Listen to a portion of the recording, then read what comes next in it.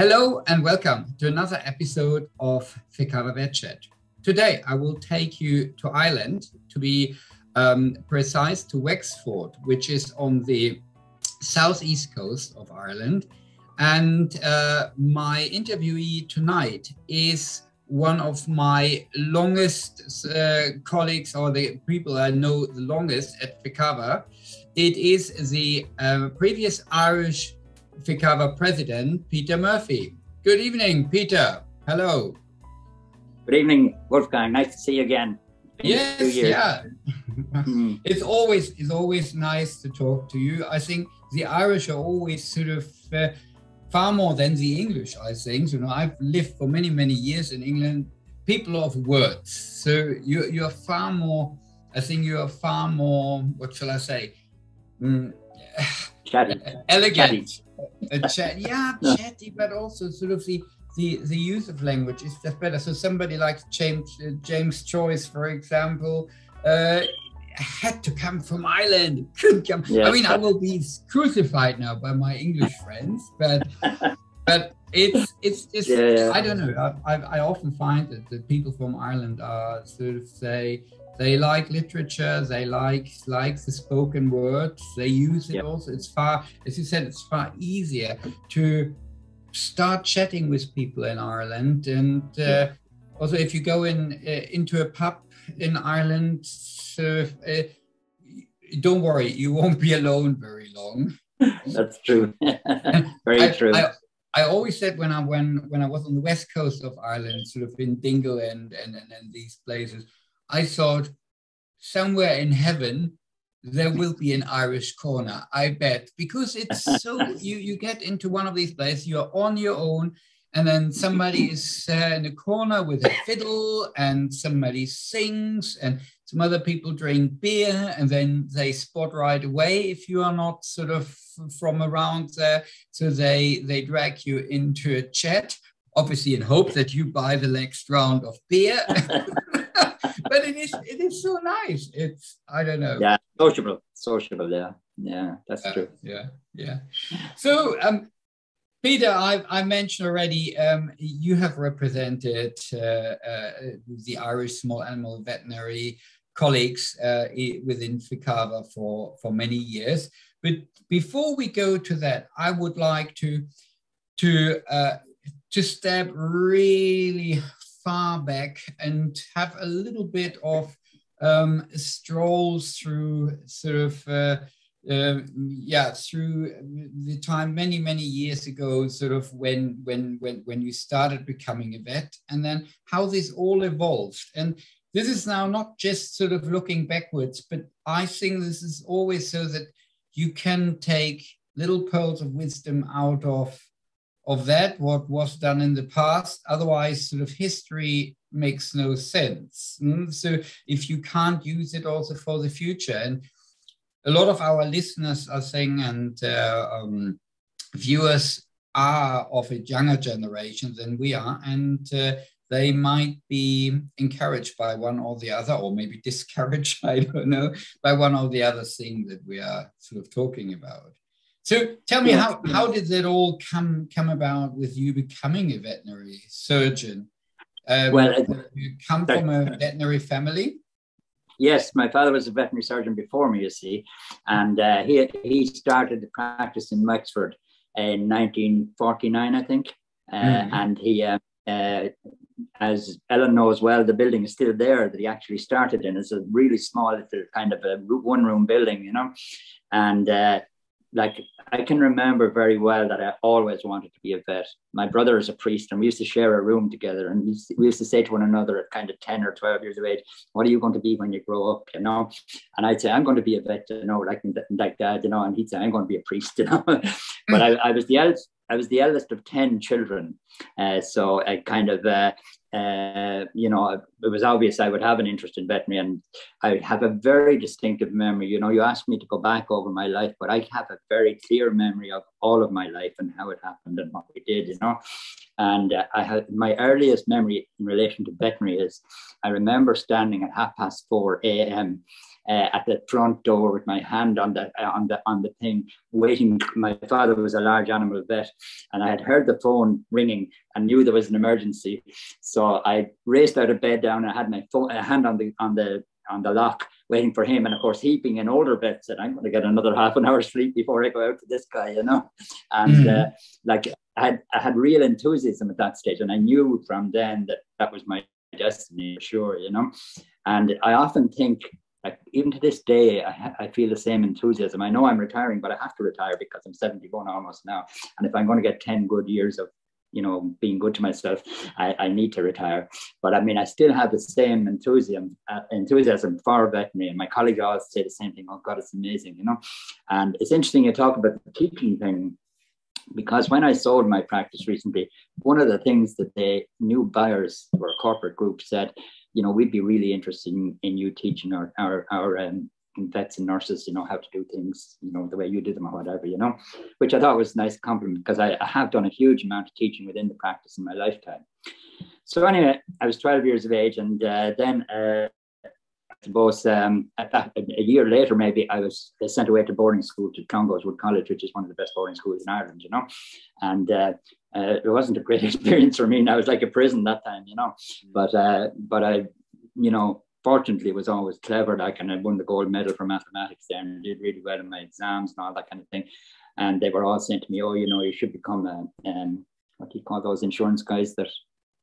Can't think of the name now, but I think in a minute, the you know, the guys that assess risk and probability for insurance companies, and they said, "Oh, you should become one of those and all that." And I said, "You know, no, I'm absolutely clear that I want to study veterinary, you know."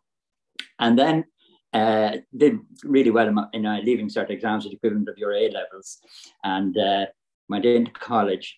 And that time, the way entry into veterinary college used to work was that everybody who wished to do veterinary in the country was allowed into first year science.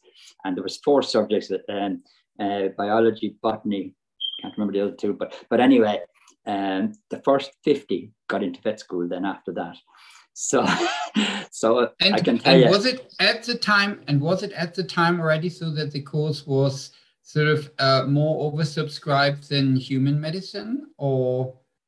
Well, there were in my class in first year veterinary, there were 200 entries for the first year, and 50 of those got through, and the others had to go on to agricultural science or something like that. Tough. That is tough. Yeah, but I had been talking to my professor, who was my supervisor under my PhD. I had a lot of discussion with him about it, and he said that before that, it was all who you knew and influence and all that. And he said, like, he as a kind of a professor used to get kind of letters from the president and letters from the archbishop and all this kind of thing to try and influence them to accept people, you know, so they couldn't have that either. Yeah. So it was a little bit fairer, you know, but now it's based on the point system in the leaving cert exam. So it's just tough. It's tough now for people who really want to study veterinary, you know. So, as I say, I went into that first year and I worked my ass off, like, to get, and ended up getting first out of the 200, you see, to get through into vet college. And I was delighted with myself and all that, you know. And then in those old days, veterinary college was very old style, old fashioned, but it was separate from the rest of the university. And it had a huge reputation to keep up. Like, you had to win the boxing competition for the university, and you had to win the soccer, and you had to win the rugby and all that. So they were very sporty, like, in that. And I mean, the legendary, or the veterinary dances and all that kind of thing were legendary kind of thing in terms of neat stuff, you know. So anyway, to cut a long story short, in the second year, I decided that I was in now and I wasn't going to bother my ass working, you know. And I remember, especially in physiology, I had studied no physiology going into the exam. The night before the exam, I took out the papers to discover that every year 6 subjects came up. 4, or, you know, like, if I studied 6 subjects and I only had to answer 5, I think, or 4. And so I studied those 5 the night before the exam. And went in anyway, and sure enough, the 5 subjects came up or whatever, and did a brilliant exam in it. And then in the oral, there was an old professor. He was from Edinburgh, actually, I think, originally, Charlie McAleer. But Charlie used to always ask in the oral either of 2 questions: either tell me about mountain sickness, or what would you like to talk about? And you always said you'd like to talk about mountain sickness. And his smile would go from ear to ear. So sure enough, that's what happened. I ended up getting 66% or something in the exam and sailed through. But his junior guy, Tommy McGeady, he had copped what I had done, you know. And when I went in, he ate me. And the minute I went into the oral, he said, Murphy, he's such a real lazy, you know. And I said to him, look, you need to give me a chance in this oral, because I did know a little bit about his subject, you know. And no, he went on. And we became firm friends all through my veterinary life afterwards. And every time we'd meet up, he'd say, Murphy, he'd say, you lazy bastard. And I'd say, McGeady, you wouldn't give me a chance to prove myself or whatever, you know. But it is, I mean, that was possibly sort of the case with me and my exam groups, exactly the same. So I was convinced, and I'm probably also right, that most of the people I was in exam groups with definitely knew more than I did, but somehow I managed to communicate the little that I knew in a more palatable form, that it was very often so that I then came out with far better grades than they did. And they said, how the hell did you do it? But I never felt too bad about it, because let's face it, in companion animal veterinary medicine, it's communication that is just so important. And I mean, know your limits. Don't do silly things you are not up to. But then if you communicate well, that what you know, and then that what you don't know. In my case, I always had really good people around me, and then I referred. I didn't feel bad about it at all, because I mean, that is bread and butter sort of work which every vet really needs, communicating. And that I sometimes find is maybe sometimes in short supply these days, so that you have sometimes really good vets, but they just don't like to talk to clients, and then they get sometimes a lot of criticism, although they really do good work. Yeah, it's a huge problem, you know. I had a client one night who rang me up, and he says, I'm just ringing up to know what was wrong with my animal, because the vet came out and he said nothing, you know. And I mean, that's an absolute disgrace. Yeah.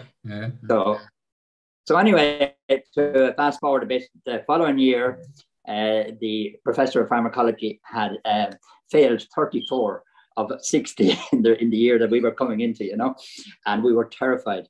So I ended up working my ass off again, and I came first in the pharmacology exam. So then anyway, went on anyway to do final year, and meanwhile, all the time, I was seeing a lot of practice with my father. I got a huge amount of seeing practice with my father, and at that time. And then in the later years in college, I had about 9 months of equine practice down in the Curragh with Stan Cosgrove, who was a great man. And then I had really good small animal practice in Dublin with Johnny Costello and Eddie Mealy. And the two of those are still alive to this day and working. Like Johnny Costello actually runs one of the databases, Animark database, you know, and I meet them regularly, and we just like old days, you know, it's great. But I remember one thing that really stood to me was when I was working with Johnny Costello. He had a contract with the Blue Cross. You have the Blue Cross in England? It's basically a charity for small animals and that kind of thing. They work for free kind of thing in the poorer areas of Dublin, you know. But Johnny had a contract, and he was a real businessman, you know. Johnny made a fortune out of his buildings and all that. But he had a contract to do an hour in a kind of a caravan thing up in Cabra or whatever, you know. So he used to bring me to the Gresham Hotel for dinner beforehand. And he says, now, Peter, he says, I'm getting whatever it was, £70 or whatever for an hour up here, he says. And that means an hour, he says, that means we go in at 6:30 and we come out at 7:30, you know. And he said, now you're going to do all the clinical stuff, and I'm going to do the referrals for surgery and vaccination things, for which he was getting paid separately, you see. So he was doing the money and leaving all the clinical stuff to me. But of course, it was a morass. Like you'd go up and there'd be 50 or 60 people with animals there, you know. And he said, you have 1 minute with each animal. He says, make up your mind, give it a treatment, and that's it, you know. But it was the best education ever. And he was behind me. So if there was something that, like a parrot that had, you know, some sort of a discharge or something, I didn't know what the hell it was. He'd say, oh, that's such and such, you know, give it this and let it out, you know. And we just let it through and through and through. And well, I learned so much. And you probably also didn't have a receptionist or something like that. So payment you had to take at the same time, and you had to. This is like a motorhome, you know. So they came in one end and the other end, you know, and there was a table in between. But I mean, it's just you see so much and you learn so much, and you get, you know, good practice of observation and all that really quick, you know. And so that really stood to me then, you know. So ultimately, anyway, I qualified in Dublin in '73, and I had done really well. Like I got first class honours in medicine and all that kind of stuff, you know, and a second in the class, and I still always knew I was coming back into practice. But if you get so many firsts, you can't have chanced it. So you maybe hit one or the other, but then at some point the two grit shows through. So and I'm not surprised. So yeah. No. It's just that I worked hard to get my first. You know, it didn't happen accidentally. You know, I did work hard in those years. Yeah. But anyway, I always knew that I was coming back to a 100% large animal practice as it was that time, and have a distinct memory of going into a class in final year that was to do with eye diseases in small animals and all that, and thinking to myself, I don't know what the hell I'm doing in here, because I'm never going to use this, you know, I'm never going to be doing small animals or anything whatsoever to do with them. And then I end up representing Ireland in the European Council, you know? So you need, when you're in college, you need to study everything, you know, and don't kind of tramline yourself, you know. I often tell students that college is a fantastic opportunity to get a panoply of knowledge, you know, and then you can hone it down afterwards if you want. So, but you started off with large animal only, or was it mixed practice?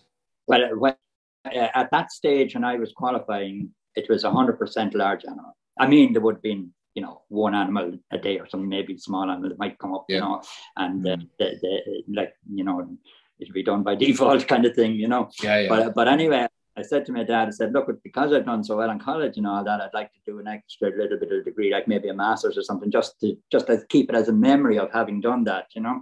And he agreed with me and that kind of thing. So I went to study my PhD or my master's then, which was in the changes in disease patterns in cattle with the associated with moving to static floor housing as opposed to straw housing, you know. And my professor at the time, John Hannon, he died shortly afterwards, God rest him, but after a couple of years, he said to me, you know, I think you should go on and do a PhD. He says, because you have all the work to do it there. If you just do a little bit more, you can do a PhD, you know. So I said it to my dad, and he said, well, that's it now. He says, 2 more years and that's it, because I'm not holding this practice on for you forever. And I have that feeling now, like if I was in that position, I'd feel the same, you know. But one thing I wanted to say though in relation to this is how important it is. And we talked about communication before, and, you know, being social and getting to know people. And it's really important who you know as opposed to what you are very often, you know. And I don't mean that in the wrong sense. It means that, you know, if you have a circle of contacts and friends, it's amazing what you can get done. And I saw that in a couple of ways now. One in particular was that at that time when I wanted to do a master's and that kind of thing, I had kind of great ideas of going to America, to good universities in America. So a guy called Professor Joe Quinn said to me, look, apply to all those universities and you'll be accepted to some of them for sure, you know. So I was accepted into Davis, California, and I was accepted into Wisconsin and Kansas and all sorts of places, you know. But the one I really wanted was Cornell. And I got a disastrous reply from Cornell from a Dean Poppenseek to say that they were fully booked out for 4 years, and that when I applied in 4 years' time, I'd be in exactly the same position as I am now, kind of thing, you know. So my father came up anyway about 2 weeks later, and I was telling him this, and he says, I'll leave that with me, he says, you know. So he was friendly with, there's a research institute called Johnstown Castle, which is quite near to where we live. We work for them and all that. And there was a legendary kind of head of that called Dr. Tom Welsh. So he went into Tom Welsh anyway and explained my position. Oh, I said, that's not a problem, he says, you know. 2 weeks later, I got a letter from Dean Poppenseek to say that he was eagerly awaiting my application. Wow.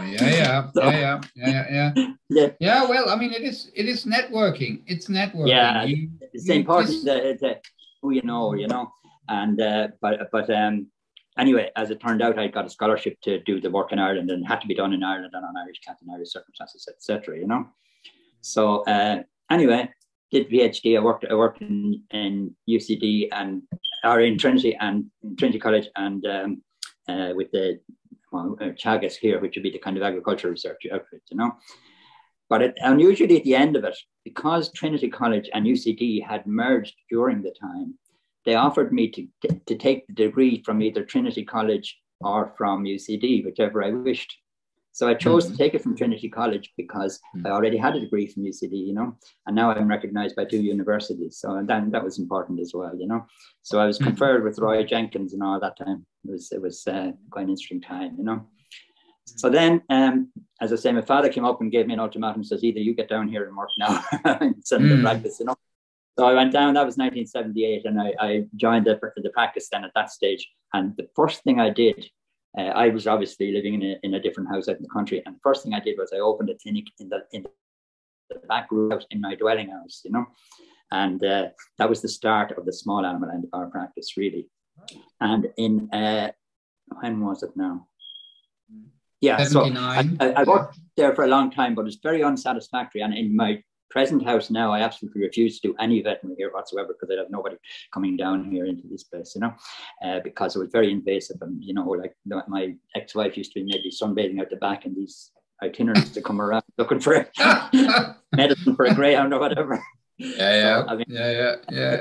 But the great thing that happened to me, I think it was 1989, but I can't remember when, went off on holidays to Mauritius or someplace like that.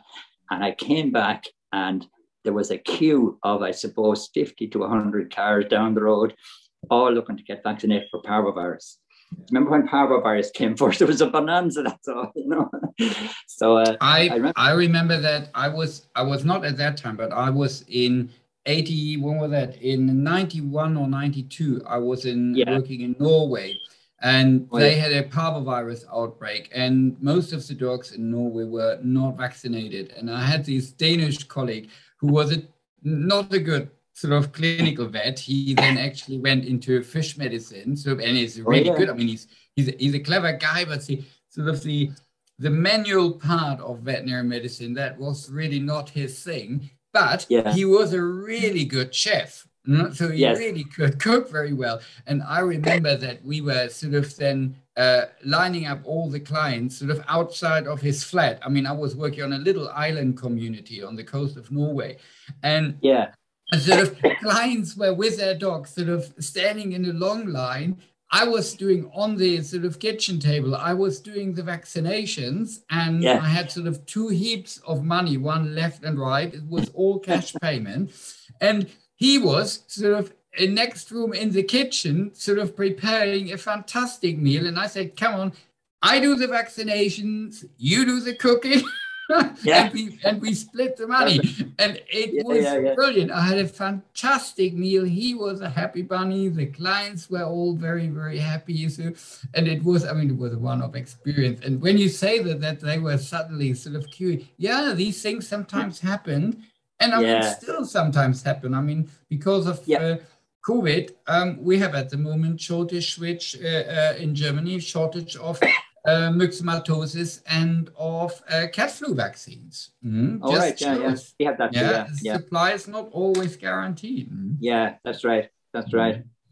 So anyway, as a result of that, I kind of got a bit of money together, and in that year, 1989-90 time, I doubled the size of the surgery, then put a new building in and all that kind of thing, of the clinic rather, and then opened a shop across the yard then a couple of years later. And gradually the practice has changed from 100% large animal to probably 90% small animal now, and I've just gone with the flow with that. I've really enjoyed it. As you know, I love the small animal practice, and we operate to a pretty high standard as well, I think anyway, and like it's been very good to me, and I've had great people pass through the clinic and all that kind of thing, but it brings me now.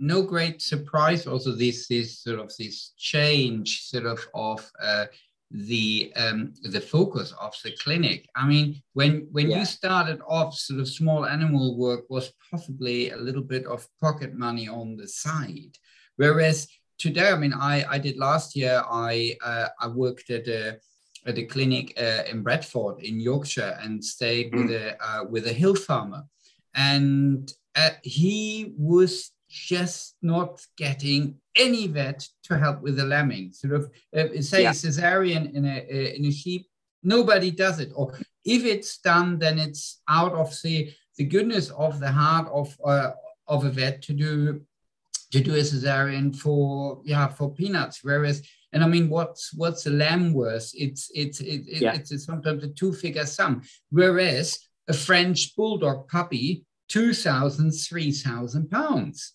So absolutely. No surprise that suddenly there is the money to pay for veterinary care for pets, but no longer for livestock. And you see, Wolfgang, that's a huge problem facing the profession, and one that I'm really glad that I'm dodging now, is that with small animals, for example, this corporate group that are buying my practice, one of their ideas is to open a kind of like the Dublin area emergency clinic, where they would take in all of the night work and do it, and then return it back to the practice the following day, at a premium, of course, but you transfer that to the large animal.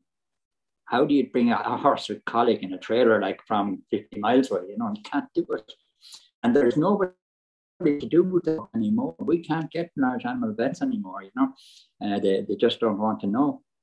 So that's a huge problem coming down the line for all of the large animal sector, And I don't know how they're going to solve it. I don't know how they're going to solve it, because they can't kind of pay them extra, because the market doesn't allow that. Like the difference between kind of slaughtering an animal and paying for it to be treated is possibly €100, and €100 is the price of any call almost, So that's a huge problem down the line, I think, and one that I've been avoiding largely, So anyway, that kind of more or less brings us up to the present day. As you know, like Natalie, my partner, came, she worked with me for a while, and now we're married. We've been married or together for 20 years nearly or whatever. And, but she doesn't practice that kind of thing, but she breeds her cats and that kind of stuff. And thankfully she rears her kids really well. So, that has allowed me to work, Where did then your involvement with Vicars start? Because I mean, you were the Irish representative. Because I mean, sort of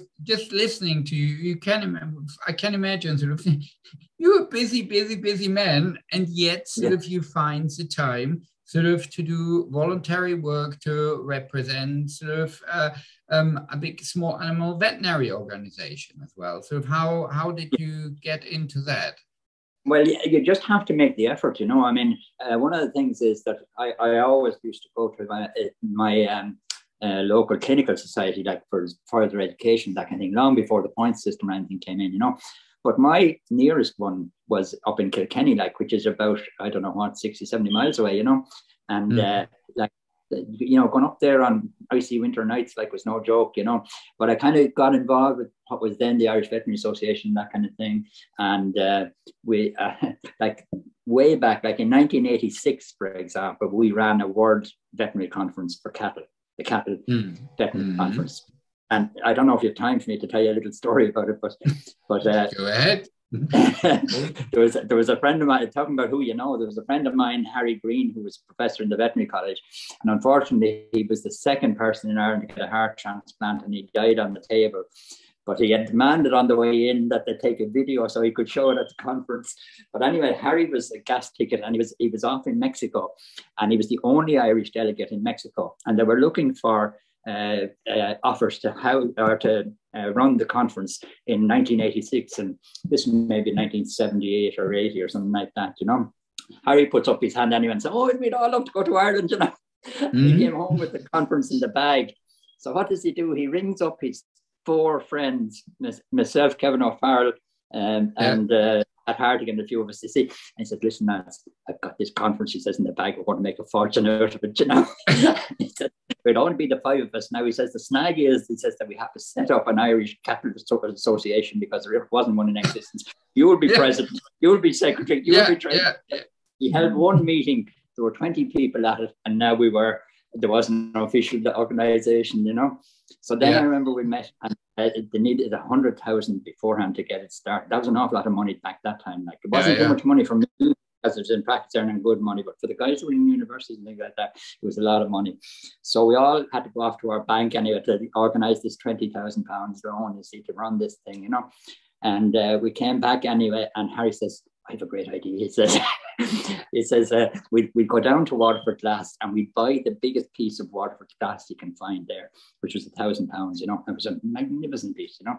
I says, we'll take a photograph of it and we post it out to everybody and say, everybody who has their money in before the 1st of January gets into the draw for this thing. And we had 150,000. We had 150,000 in before the 1st of January. Everything was going swimmingly. The 5 of us were organising it like a massive, you know how big these things are, like, and it was a massive thing in Trinity College, all that kind of thing. The night before, hurricane, you know, not at all. It was gone the next day. Everybody came in, and all our colleagues, like in the Irish colleagues, like the local farmer type or large animal type vets, you know, were coming up and saying, there must be a fair few quid in this, yeah. He said, not at all. I said, we'd be lucky to break even, you know. So anyway, it went off brilliant for about 5 days, and it was all over. The 5 of us went into there's a round room in Trinity College, which is panelled with timber, and there's no windows in it. And we just put a bottle of whiskey on the table and said, yes, we did it. And we made a mint of money out of it.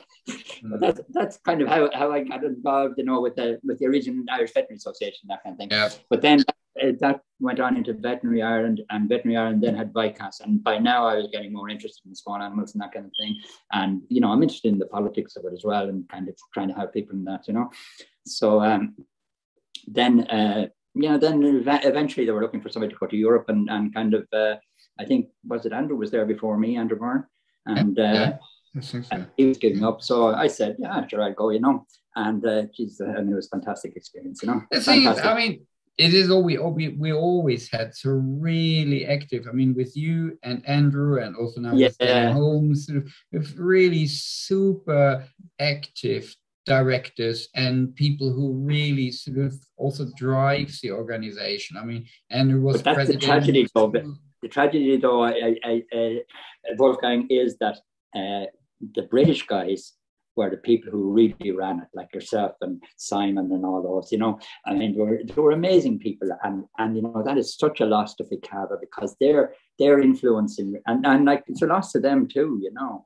I mean, because that system worked really, really well. Look at all the days that we ran those things, produced brilliant kind of what would I call them, you know, our posters and all that kind of stuff, like, you know, all the work that went into that. And it was moderated so well by the British people. Like, I know, like, we were there as well, like, to kind of offer support and all that kind of thing. But I mean, it was just such a good time. And I don't know that, I think losing the British from that group is a tragedy, you know? Yes, yeah. I mean, sort of BSAVA continues to look towards Europe, and it's one of really the main members of Ficava. So I mean, it's not so.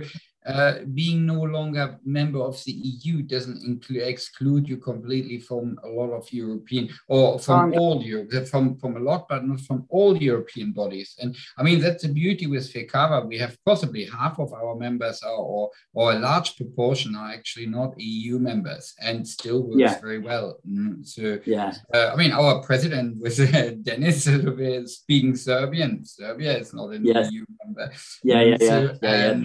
True. And the Japanese applied. Yes, yeah. Well, it's in any case sort of. I mean, that's a beauty with sort of bodies like Ficava, that you have this sort of exchange of thoughts from people with a completely different educational and cultural background. So I think it's very important. Yeah, they sometimes just see problems from a different angle, and then it's actually not such a big issue, and you realize maybe your own nation is agonizing about something, but you don't necessarily.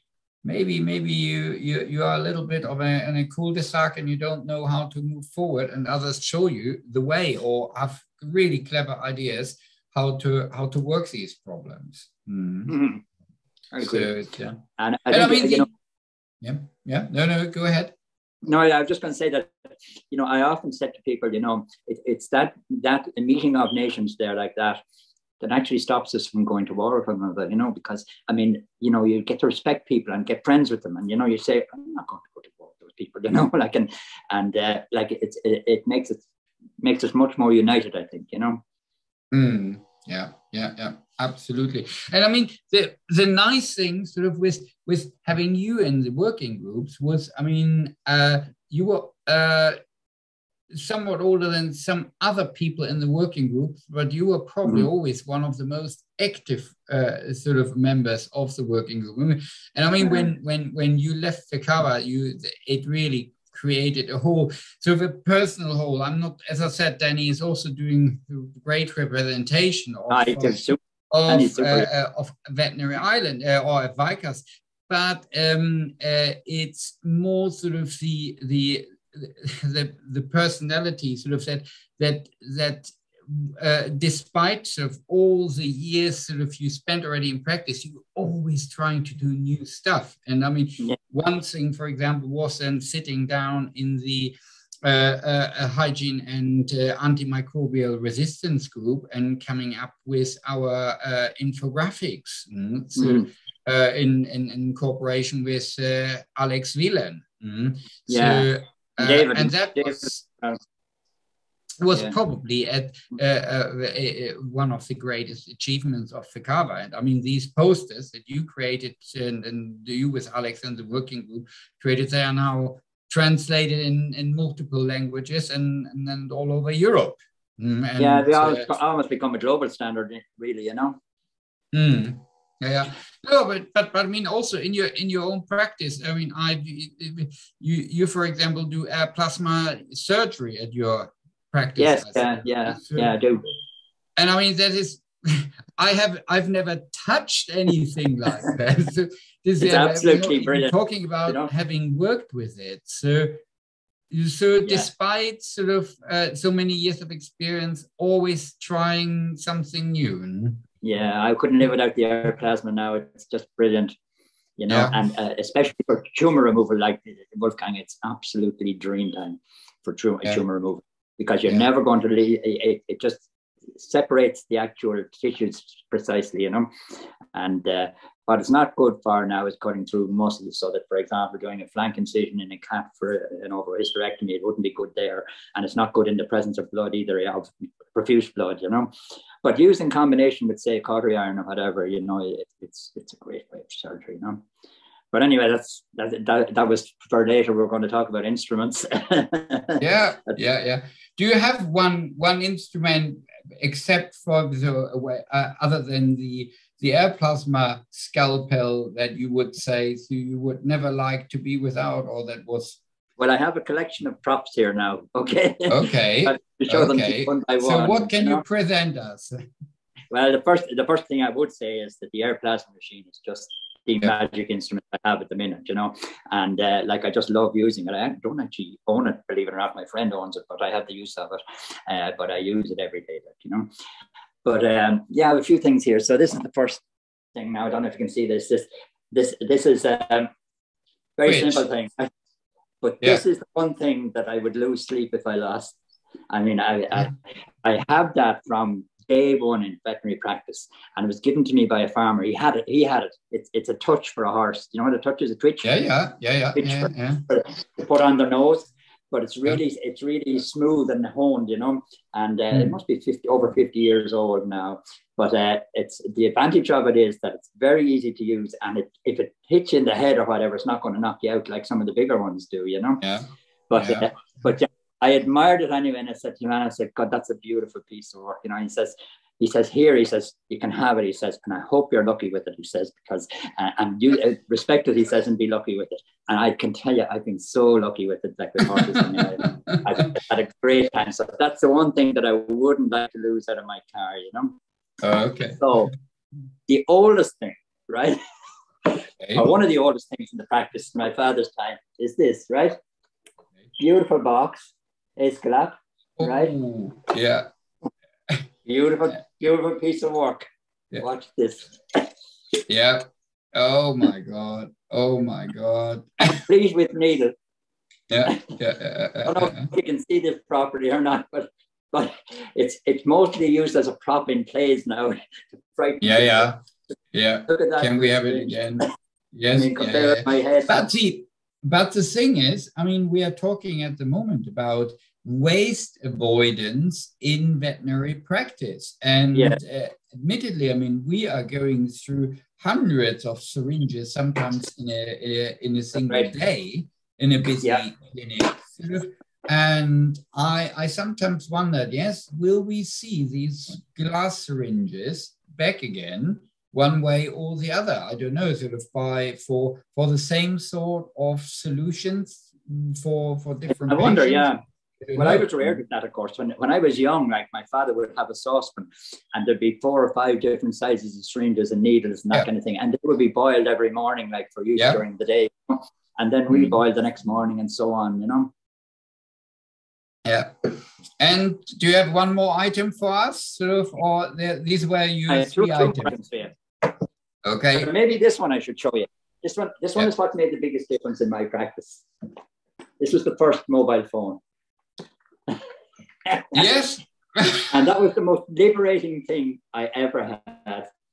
Unbelievable. No, Peter, I was so lucky because when I saw practice sort of for the first time when I was in my 4th year, I had the luck to work with a vet in the north of Norway, and he was one of the first sort of people who owned one of these that was an Ericsson phone, and it was this huge brick of a battery, and then the phone on top. And I thought, this is the most marvelous thing I've ever seen. Invention, So suddenly, there's no one who is tied to the phone to guard the phone. I just take the phone with me and I'm mobile. And if I'm on call, I just have, it's heavy, it's big, but I have this beast with me in my backpack and people can reach me. And I thought, this is just so brilliant. What I, at the time, sort of didn't think, well, that it got sort of a little bit lighter and a little bit more powerful at the same time. But I so agree. Yeah, made a huge difference, you know. And there were 30 of them in Ireland, and I had 2 of them. So that's how valuable they were. And you said you have one more beauty? This is the last one now. I don't know if you can see that. You can see that. So it's 32 halves. That's 1 half. The large animal. It's a trocar or no. Okay. What is it for? I have no idea. Okay. I'll tell you what it's for. It's an American piece of equipment that I bought a long time ago. And the reason I bought it was that at the time, it was thought that to avoid using hormones in cattle, that if they could do an overectomy in the cattle, in the heifers, that they would put on weight quicker. So this is a piece of kit to do an overectomy in cattle. And what you do is, you see this pointy part here? Yeah. You put that in through the vagina and push it through the vaginal wall into the perineal area. Then you have your hand with in per rectum. You catch the ovary and you put it into that hole there, right? And then you turn this and it cuts the ovary.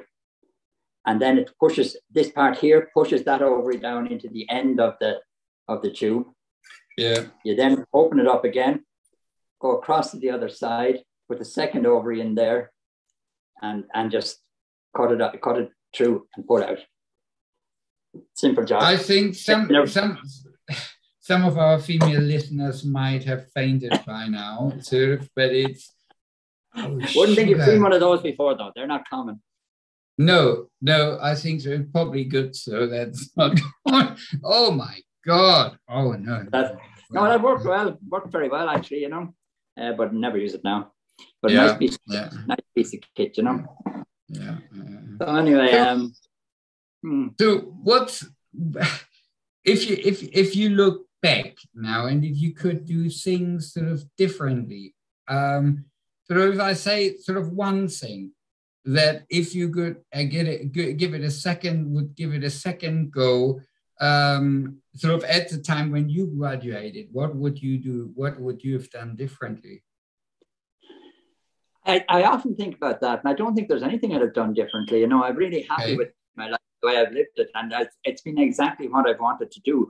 So, in other words, I'm really glad I didn't end up in university in America permanently. Like, I'm really glad I didn't end up in academia at all. Like, really, you know, and I've had a great life. You know, the one thing about it is like that, which we haven't touched on, but we barely touched on in the beginning, is about communication and socialization and having fun, and you know, the stories. Like, you know, I mean, there's so many stories from practice that I remember and tell them all the time to people, to clients, and all that kind of thing. You know, I was only talking tonight actually to a client about when my father was in the very early days in practice. He used to, like, things in Ireland in the 1950s were very, very poor, you know, and he used to go out to these kind of single men that would be very poorly dressed and, you know, just living in hovels, really, you know. So he went out to this guy anyway one day, and he says, "Oh, Mike," he says, "I have great news for you today." He says to my father, you know. "And what's that, John?" He says, "This is my dad, you know." He says, "I'm getting married," he says, "in a couple of weeks." "What?" says my father. "You can't bring a woman in here," he said. "There's nothing here whatsoever," he says. "You know, you're going to have to spruce the place up, or you won't, you know." So what you do now, he says, "Go into Choices hardware shop and buy an electric cooker," he says, "at least that you won't have to cook on the open fire like in the living room, you know." And he says, while you're in there, you could get a washing machine as well, because you can't have a washing the clothes out in the bath in the yard like you do, you know. And he says, and also you might consider, you know, catching her heart with maybe an electric kettle or something like that, you know. And your man looked him straight in the eye and says, "If I got all that, I wouldn't need to get married at all." Oh man! So it's all those little stories, you know, like that go way back, you know. I sat down a couple of nights, or not a couple of, about a couple of months ago, for about 1 hour one night, and I ended up with 54 stories. So I haven't gone back to add to it since, but there's just so many, you know. But the other one I love telling is that when around 1981. I employed a vet called Dan Govins, who was a real sociable guy now, you know, full of the communication thing and all that. Wouldn't have been great. It was a good vet, you know, but he always just wanted to work and that kind of thing, you see. So anyway, I also had a man who had worked for us for years, like catching cattle and that kind of thing. So you can imagine that Dan and Pat went out together, you see, to this farmer anyway. And we knew that, like, Pat and myself would always know that the hygiene would be very low on the agenda with this guy, you know, and they'd always ask you in for a cup of tea, himself and the mother, you know, but we'd always have an excuse made before we went out that we wouldn't need to go in because, you know, it was so dirty and that kind of thing. So then the mother died and things got even worse, of course, you know. So now Dan has joined the practice now, and he's going for us.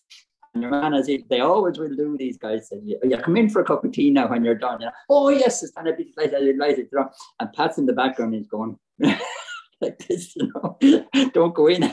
So anyway, they went in anyway, and they allowed that the tea would kind of scald the cup, the mugs, and that kind of thing, and that might be safe enough to drink a cup of tea. You see, so your man says to Dan anyway, he says, "Dan, would you like something to eat with that?" "Oh, that'd be great," says Dan. You know, he said, "You have a sandwich?" "Yeah, lovely." So down with the sliced pan and the butter, see, and then he reaches up on the top of the dresser and pulls down this biscuit tin and opens it, and there's a block of cheese in it, to see.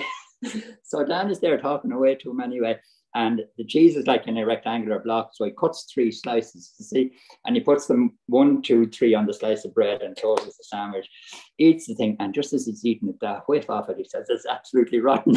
So now we don't know what to do.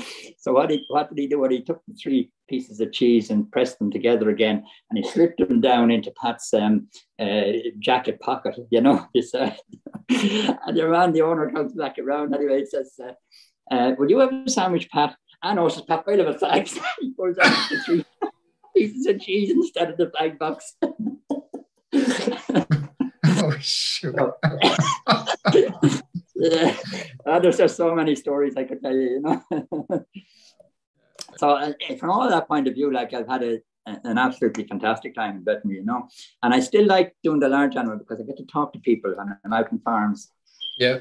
But you see, I mean, that's sometimes I feel a little bit sorry for our younger colleagues, because I mean, today sort of veterinary medicine seems to be so sanitized. So Yeah, it's just everything is sort of strict. There are guidelines, there are rules, there are standard operating procedures, there's legislation, and so they don't have the freedom that we had, where sort of there were no restrictions what sort of medication you were using. I mean, we're not talking about all the negative side effects of that, but also some of these funny stories. It's are they still happening today? I mean, possibly not to the same extent. So now you have to tell me about your drink. What would you have if you sit down in the evening as a drink? Sort of, okay, is that an Irish whiskey or is that blended Irish whiskey? Oh, okay. Buy it in Aldi. It's cheap as chips, but it's got awards and all that, and it's really tasty. Yeah, so I like that at night. All right, you know, and I sleep well after, so that helps as well, you know. Yeah. So so the other thing was that just so that, you know, people realize about old age and things like that, is that I had a scare with prostate cancer about 1.5 years ago, and I had radiotherapy, or not radiotherapy, I had brachytherapy done for that and all that, which has been highly successful, you know, but it does help to concentrate your mind and say, you know, it might go on forever, you know. And I think you have to be conscious of that as you get older as well, you know, that you're not immortal, you know. And like, I have relations on all sides of my family who have died from prostate cancer, so I have to be very vigilant, you know. So from that point of view, yeah, definitely that. But to get back to the stories, there still there. I had a woman in there the other day with her. She had gone on holidays and she'd left her dog with her sister in Tipperary or something like that, and she'd lost the dog anyway. And she says, "Will you keep an eye out for it?" She says, "This is the microchip number. Will you keep an eye out for it?" And that from me, you know. "Oh, well, of course," says I, you know. So, "What kind of a dog is it?" "Oh," she says, "it's one of them bitchin' freezers."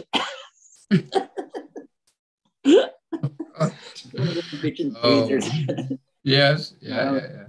So finally, Peter, if you would say sort of who is possibly the person, sort of, maybe with the exception of your father, or maybe you can include, well, I have to put him in first, of course. Who sort of had the, I don't know, made the biggest impression, who made the biggest difference, or so? Well, I think that, you know, probably one of the people who made the biggest impression on me wasn't a vet at all. He was a horse trainer, a guy called John Ox Sr.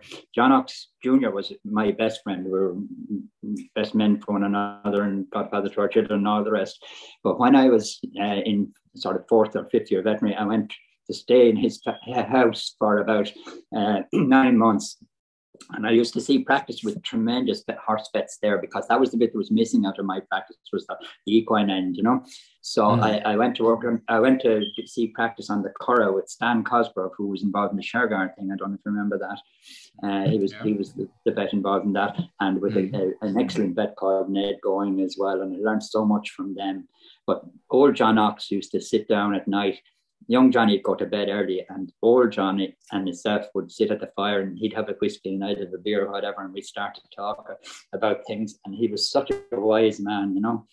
And he used to say to me, "Don't ever go out with them American women." He says, "Once they get their claws into you, never get them out." This is about an 80-year-old man who had never been out of Ireland, but he would have met a lot of American women, the racehorses and that, all right, you know. So he made a big impression on me. And then, as I say, my small animal mentors that I was talking about earlier on, they taught me an awful lot as well. As I said, all about the Blue Cross and all that. So, and then my teachers in school, there was a professor, John O'Connor, who was a surgeon professor like in the university. He was, I mean, he's legendary in Ireland, you know, and he had all sorts of BOMOs, like he used to always say, "Don't ever mess with the esophagus," you know. And the irony of it was that the very first year I was out of or into practice, I had to do esophageal cannulation in the cattle in Johnstown Castle, because they wanted to see what types of grasses they were eating, you know. So if they ate the grass and it came out through the side, they'd have it in a bucket and see which ones they chose and all that, you know. We'd do lots of them now that time. An interesting technique, you know. So, and he used to always send you know, John O'Connor's field of expertise was cryptorchidism in the horse. You know, he used to always say, if you suck with the devil, you better have a long spoon. Yep. Yeah. And it's so true. Yeah. That's true. That's true. Peter, So it was wonderful. Thank you very much for this very enjoyable, really entertaining vet chat. And I have to say, I learned a lot, and I thought sort of, I mean, I'm now a few years in practice, but I thought I've seen it pretty much all, but no, there's always something new. It was an absolute pleasure, Peter. Thank you very much. Likewise.